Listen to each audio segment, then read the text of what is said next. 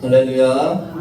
사랑하는 성도 여러분, 오늘은 성령 강림 주일이고 도시 농어촌 선교 주일입니다. 오늘도 하나님 앞에 나와서 함께 예배드리는 여러분 모두에게 주님의 크신 은혜와 사랑과 축복이 함께 하시기를 주의 이름으로 간절히 축원합니다. 오늘은 보면 이루어지리라 하는 말씀으로 함께 은혜를 나누고자 합니다. 오늘은 성령 강림 주일이기도 하고 교회의 탄생일이기도 합니다. 오늘 우리의 시선이 머무는 곳에 하나님의 역사가 일어납니다.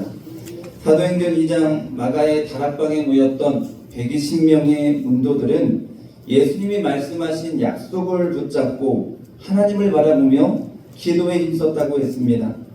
그들이 한 곳에 모여서 그들의 시선을 하나님께 고정하고 간절히 사모하며 성령을 기다렸을 때에 불의 여처럼 갈라지는 성령의 역사가 눈에 보였고 그들 가운데 임했습니다.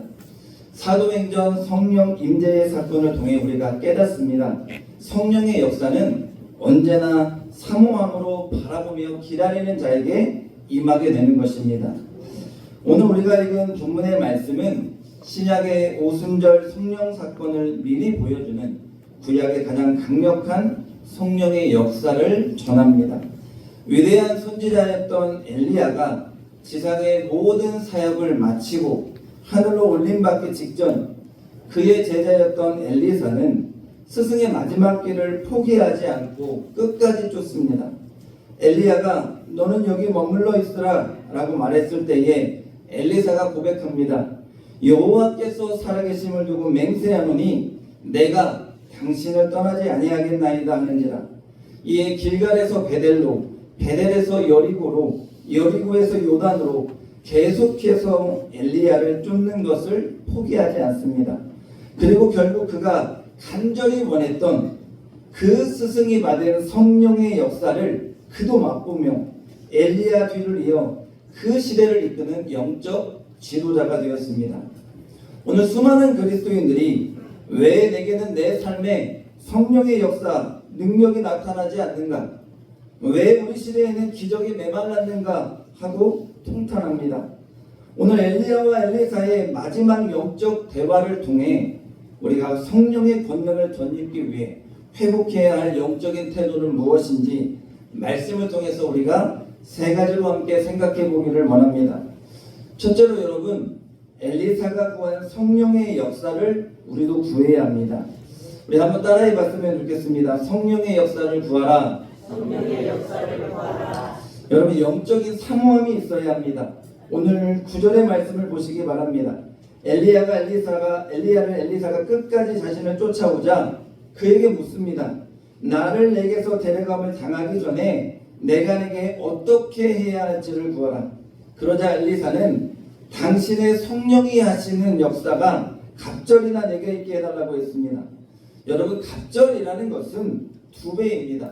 근데 우리가 잘 알아야 할 것은 스승보다 내가 잘나기 위해서, 내가 드러나기 위해서 나에게 2배의 성령의 역사를 달라고 그 탐욕을 가지고 엘리사가 구한 것이 아닙니다. 구약성경 신명기 21장 17절에 보면 갑절이라는 것은 아버지가 유산을 물려줄 때에 장자, 첫 아들에게 주는 몫을 뜻합니다. 당시 여리고와 베델에는 수많은 선지자의 제자들, 선지자 생도들이 있었습니다.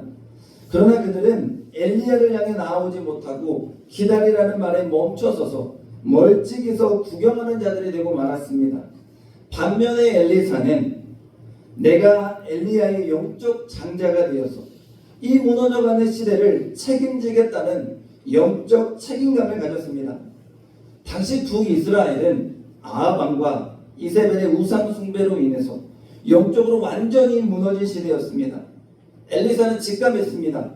위대한 스승 엘리야가 이 시대 가운데 사라져버린다면, 악한 이 시대 속에서 스승이 가졌던 영적 본능이 없으면, 성령의 능력이 없으면 나는 한 걸음도 앞으로 나아가지 못하겠다고 느낀 거예요. 그래서 그는 성령의 역사가 갑절이나 내게 있게 해달라고 간절히 사모한 것입니다. 여러분, 세계적인 철학자였던 소크라테스에게 한 청년이 찾아왔습니다. 스승님에게 있는 그 지혜와 명철이 내게도 있었으면 좋겠습니다. 어떻게 하면 내가 그것을 얻을 수 있습니까? 그러자 소크라테스가 그 제자를 데리고 강가로 갔습니다. 강으로 데리고 가서는 깊은 물속으로 들어가는 거예요. 그 물속으로 들어가더니 갑자기 그 제자의 머리를 물속으로 강하게 밀어넣습니다. 계속해서 발버둥 치는 제자를 놓지 않습니다. 그리고 허우적거릴 그때에 딱 꺼내는 거예요. 제자가 말합니다. 하마터면 죽을 뻔하지 않았습니까? 왜 이렇게 하셨습니까? 그때 제자에게 소크라테스가 묻습니다. 그래, 그렇게 죽을 뻔할 때 간절히 원했던 게 뭐였냐? 숨 한 번 제대로 쉬는 거였습니다. 그때에 소크라테스가 웃으며 말합니다. 네가 죽을 뻔한 그때에 간절히 한 번 숨 쉬는 것을 원했던 것처럼 지혜를 구한다면 너는 세계적인 지혜자가 될 것이다 라고 했습니다. 사랑하는 여러분, 엘리사가 구했던 성령의 갑절의 역사, 장자의 명분은 바로 이러한 간절함이었습니다. 물속에서 숨을 쉬지 않으면 죽을 것 같은 영적인 절박함, 이 험한 시대, 악한 시대를 스승이 받았던 성령의 능력이 없으면 내가 단 한 걸음도 걸어갈 수 없다라는 거룩한 갈망이었습니다. 오늘 우리에게 이 수만 모금을 구하는 듯한 성령을 향한 간절한 갈망이 여러분 가운데 있기를 주의 이름으로 간절히 축원합니다. 여러분 오늘 왜 성령을 구합니까? 왜 기적을 체험하고 싶어 합니까? 왜 신비함을 느끼기 원합니까? 다른 이가 없는 것 받고 싶습니까? 여러분 오늘 우리는 어떤 목적으로 성령을 구하고 있는지를 봐야 합니다. 여러분 거룩한 열망이 있어야 합니다. 엘리사와 같은 성령을 향한 사모함이 있어야 합니다. 거룩한 열망으로 이 타락한 세상, 악한 세상 가운데 하나님 나에게 주시는 이 사명 감당하기 원합니다. 스승님에게 주셨던 그 성령의 역사가 갑절이나 내게 없으면 내가 이 역할을 감당할 수 없기에 하나님 나에게도 갑절의 영감을 주옵소서, 갑절의 성령을 주옵소서. 이 열망이 오늘 말씀을 듣는 우리 가운데 있어야 할 줄로 믿습니다. 오늘 우리가 무엇을 위해서 기도합니까? 세상의 안락함과 물질의 축복을 구하는 그런 어리석은 자가 되지 말아야 합니다. 하나님, 이 험한 세상을, 이 악한 세상을 내가 믿음으로 이기기 원합니다. 하나님, 악한 유혹이 넘치는 이 시대 가운데에 하나님의 거룩한 자녀가 되어서 세상을 믿음으로 이기는 자가 되기를 원합니다. 하나님, 수많은 그리스도인들이 있는데 하나님 주시는 성령의 충만함 받아서 내가 이 시대를 이끄는 영적인 장자의 역할, 수많은 주님의 역사를 이루고 죽어가는 영혼을 살리는 자가 되기를 원합니다. 주의 복음을 위해서 일하는 자가 되기를 원합니다. 이러한 거룩한 열망을 가지고 기도하시고 그 거룩한 열망을 위해서 하나님 나에게 성령의 역사를 주옵소서. 그렇게 주님께 찾고 두드리는 은혜가 오늘 말씀을 듣는 여러분 가운데 있어야 할 줄로 믿습니다. 둘째로 여러분, 세상의 혼란 속에서도 시선을 고정하면 이루어지고 보여지는 역사가 있게 될 줄로 믿습니다. 오늘 영적인 집중력이 우리에게 있어야 합니다. 오늘 10절에서 12절 말씀, 우리 전에 말씀 한번 다시 띄워주시기 바랍니다. 10절에서 12절 말씀 우리 다 같이 함께 읽겠습니다. 이르되 내가 어려운 일을 구하는도다.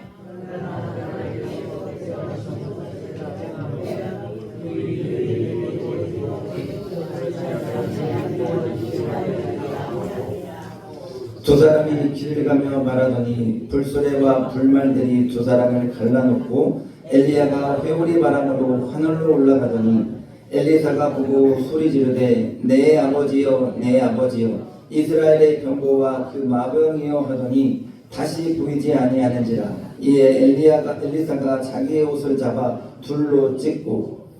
오늘 엘리야는 간절히 성령의 역사를 사모하는 제자에게 내가 어려운 일을 구하는 거다라고 말합니다. 여러분 왜 어렵습니까? 성령의 권능과 영적인 지도력은 인간이 임의로 세습하거나 양도할 수 있는 자산이 아니라 오직 하나님의 절대적인 주권에 속한 것이기 때문입니다.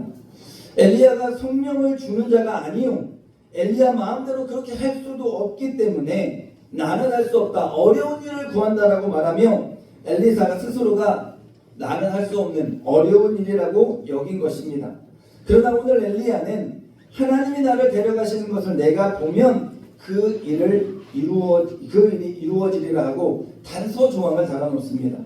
여기서 여러분, 보면이라는 것은 우리가 단순히 눈으로 시각적으로 보는 것이 아니라 구경하는 것을 뜻하는 것이 아니라 보다라는 히브리어 라라는 단어를 보니까요, 영적으로 통찰하다, 끝까지 집중하다라는 뜻입니다. 말씀 11절에 보면 환경에 방해가 일어납니다. 불수레가 있고 불말이 나타나고 두 사람 사이를 갈라놓습니다. 또한 불과 강풍이 몰아치는 감당할 수 없는 영적인 대혼란의 모습이 보여집니다. 여러분, 보통 사람 같으면 어떻습니까? 두렵습니다. 무섭습니다. 숨습니다. 엎드립니다.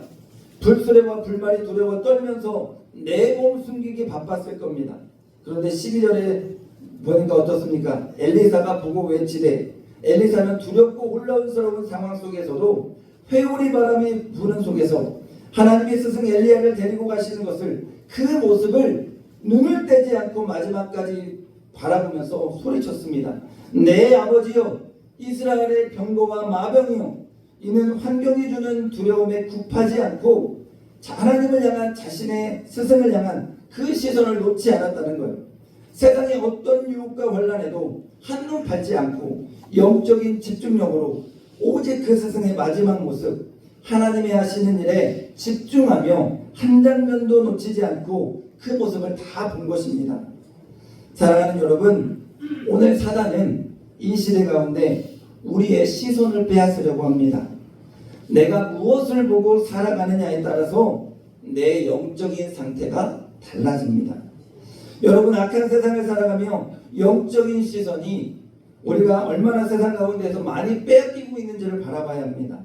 복잡한 뉴스들, 두려운 환경의 회오리가 우리의 마음과 시선을 주님께로부터 빼앗습니다. 그래서 마음과 생각과 내 영적인 눈이 자꾸만 주님을 잃어버립니다. 오늘 우리 아이들 보시기 바랍니다. 걸어갈 때도, 앉아있을 때도, 누워있을 때도 뭐 보고 있어요? 핸드폰 보고 있어요. 근데 애들만 그렇다고 말할 수가 없어요. 어른들도 마찬가지입니다. 얼마나 우리의 손에서 이 스마트폰이 떨어지지 않습니까? 내 눈이 얼마나 그곳을 향하고 있습니까? 오늘 여러분, 그 안에서 세상이 다 이루어지고 있고 펼쳐지고 있고 그 일들이 진행되고 있다 해도 과언이 아닙니다. 그러는 가운데 우리는 가장 중요한 우리 주님을 잃어버리고 있다는 거예요. 우리 아이들이 주님을 잃어버리고 있다는 거예요. 오늘 엘리야가 엘리사에게 주는 말씀에 우리는 집중해야 합니다. 내가 보면 이루어지리라. 이는 하나님을 향한 시선을 놓지 않으면, 주님이 하시는 놀라운 일들을 네가 보고 믿으면, 하나님을 잃어버리지 않으면 하나님이 반드시 이루어 주신다는 약속입니다. 저는 이 약속이 오늘 우리의 삶 가운데에도 적용됨을 믿습니다. 그러니 여러분, 환경을 보지 말고, 문제를 보지 말고, 나의 고난에 빠지지 말고, 나와 하나님 사이를 갈라놓으려 하는 것들, 그 가운데에서 오직 성령을 부어주실 수 있는 주님께 시선을 고정하시기 바랍니다. 끝까지 영적으로 깨어서 주님을 바라보는 자에게 주님이 주시는 성령의 능력이 임하게 될 줄로 믿습니다. 마가의 다락방을 여러분 한번 생각해 보시기 바랍니다. 주님의 부활 후에 수많은 자들이 주님을 만났습니다. 500의 형제가 만났다고, 수많은 사람들이 주님을 만났다고 성경이 기록합니다. 그런데 정작 성령을 받을 때에 마가의 다락방에 몇 명이 있었습니까? 120명의 문도들이 성령을 사모하며 모였다고 했습니다. 왜 그랬을까요, 여러분? 그들의 사모함이 없어서가 아닙니다. 주님을 잃어버린 것입니다. 삶의 문제로 자신 앞에 나타난 불말과 불병거와 같은 로마의 탄압과 압박 속에서 두려움으로 인해서 주님을 향한 시선 잃어버리고 120명의 사람만이 성령을 사모하며 주님 앞에 모여 있었던 것입니다. 오늘 엘리사도 마찬가지입니다. 많은 생도들이 있었습니다. 그런데 왜 엘리사만이 성령의 갑절의 은혜를 받았고 엘리야를 대신해서 이 시대를 이끄는 선지자가 될 수 있었습니까? 하나님을 향한 시선, 내가 주님을 끝까지 바라보며 주님이 하실 일들을 기대하며 나아갔다는 것입니다. 오늘 우리도 마찬가지입니다. 여러분, 포기하지 않는 신앙을 가지십시오. 영적인 집중력을 가지십시오. 주님을 향해 나아가고 또 나아가십시오. 목사님, 1년 2년 기도해도 안 됩니다. 여러분, 포기하지 마십시오. 주님을 향한 그 갈망의 시선을 놓지 마시고 내가 하는 것이 아닌 하나님이 하실 것을 믿고 기대하면서 주님께 시선을 고정하는 은혜가 있기를 원합니다. 그때 엘리사가 엘리야가 하늘로 올림받는 것을 보고 그 성령의 능력을 받은 것처럼 여러분들에게도 하나님 주시는 성령의 역사, 해결의 역사, 응답의 역사가 임하게 될 줄로 믿습니다. 세계적인 바이올리니스트 소아마비 장애를 극복한 음악가인 이작 펄만이 있습니다. 이 이작 펄만이 한번은 뉴욕 링컨 센터에서 아주 큰 대형 콘서트를 가질 때입니다. 그가 무대에 올라와서 연주를 시작했는데 얼마 시간이 되지 않았습니다. 그런데 바이올린의 4개 줄 중에 하나가 툭 하고 끊어진 거예요. 그 소리가 얼마나 컸는지 관중들도 줄이 끊어진 걸 다 알았습니다. 보통의 연주자라면 연주를 중단하고 바이올린을 바꾸든 줄을 바꾸든 아마 그런 요청을 했을 거예요. 청중들도 당연히 그렇게 될 것이라고 생각하고 숨을 죽이고 있었습니다. 그런데 이작 펄만이 잠시 눈을 감더니 주의자를 향해 다시 사인을 보냅니다. 계속 진행하라는 겁니다. 그리고는 남아있는 3개의 줄만을 가지고 복잡한 곡을 즉흥적으로 코드를 바꿔가며 아름답게 연주를 하기 시작했습니다. 그의 시선과 그의 마음이 오직 그 음악에만 있었다는 것입니다. 줄이 끊어졌는데 방해 요소가 있고 관객들이 웅성거리는 소리가 들립니다. 그런데 마음을 뺏기지 않는 거예요. 마침내 연주가 끝났을 때에 극장 안에는 전율이 또한 기립의 박수가 넘쳐 흘렀습니다. 인터뷰에서 물었습니다. 어떻게 그렇게 할 수 있었습니까? 그러자 때로는 연주자에게는 있는 것보다 없는 것보다 남아있는 것이 무엇인지 그리고 내가 이 음악을 어떻게 요리해야 할 것인지가 가장 중요합니다라고 말했답니다. 사랑하는 여러분, 엘리사가 엘리야를 바라볼 때 주변에는 불말이 있고 불병거가 있고 회오리 바람이 부는 엄청난 소음과 방해, 두려움이 있었습니다.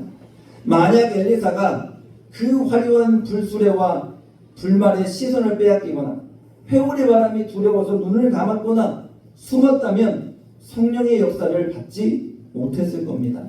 여러분, 이작 펄만이 끊어진 줄에 집중하지 않고 오직 음악에 집중했던 것처럼 오늘 우리 삶에 요란한 풍파가 일어날 때에 여러분 앞에 고난이 왔을 때에 환경을 보지 마시고 문제를 보지 마시고 여러분에게 성령을 부어주실 주님을 바라보시고 이 문제보다 크신 주님을 바라보시고 끝까지 주님을 믿고 주께 집중할 수 있는 은혜가 있기를 주의 이름으로 간절히 축원합니다. 셋째로 여러분, 과거의 옷을 찢고 약속의 옷을 붙잡고 믿음으로 칠 수 있어야 합니다. 도전 안 하는 것입니다. 여러분, 12절 후반부터 14절까지의 말씀을 한번 봅니다. 이에 엘리사가 자기의 옷을 잡아 둘로 찢고 엘리야의 몸에서 떨어진 그 겉옷을 주워 가지고 돌아와 요단 언덕에 서서 엘리야의 몸에서 떨어진 겉옷을 가지고 문을 치며 이르되 엘리야의 하나님 여호와는 어디 계시나이까 하고 그도 물을 치매 물이 이리저리 갈라지고 엘리사가 건너내라. 여러분, 엘리야가 떠난 후에 엘리사가 가장 먼저 한 일이 뭐예요? 자기의 옷을 잡아 둘로 찢었습니다. 이는 스승을 잃은 슬픔을 표현하는 것도 있지만 영적으로는 엘리야의 생도 제자로 머물던 과거의 나 무기력하고 수동적이었던 옛날의 자신을 완전히 찢어버리는 결단입니다. 그리고 엘리야가 남겨둔 그 겉옷을 줍습니다. 여러분, 구약에서 선지자의 겉옷은 하나님이 부여하신 직분과 성령의 권능을 상징합니다. 그러니까 엘리야는 하늘로 올림받았지만 하나님의 영, 성령은 지상에 남아서 엘리사에게 완전히 계승되었음을 겉옷 시각적으로 우리에게 확증해주고 있는 것입니다. 오늘 엘리사는 그 옷을 가지고 요단강 앞에 섭니다. 그리고는 외칩니다. 엘리야의 하나님 여호와는 어디 계시나이까? 여러분, 이 질문은 하나님 없네, 회의나 불신이 아닙니다. 엘리야와 함께 하셔서 수많은 기적과 역사를 만드시고 이 요단강을 가르셨던 그 성령 하나님, 이제 내가 그 옷을 붙들었습니다. 이제 나에게도 그 역사가 일어나게 하여 주옵소서. 사모하는 주의 종에게 능력의 역사를 주옵소서. 간절한 소망의 외침입니다. 그때 엘리사가 외치며 믿음으로 그 요단강을 칠 때에 요단강이 이리저리로 갈라지고 엘리사는 마른 땅을 건너게 됩니다. 보면 이루어지리라. 엘리야의 약속의 말씀이 오늘 기적으로 증명되는 순간입니다. 사랑하는 여러분, 우리가 성령을 사모하려면 먼저 우리가 옛 자아가 죽어야 합니다. 예수님이 우리에게 세례를 받으라고 말씀하며 먼저 요단강에서 세례 요한에게 세례를 받으셨습니다.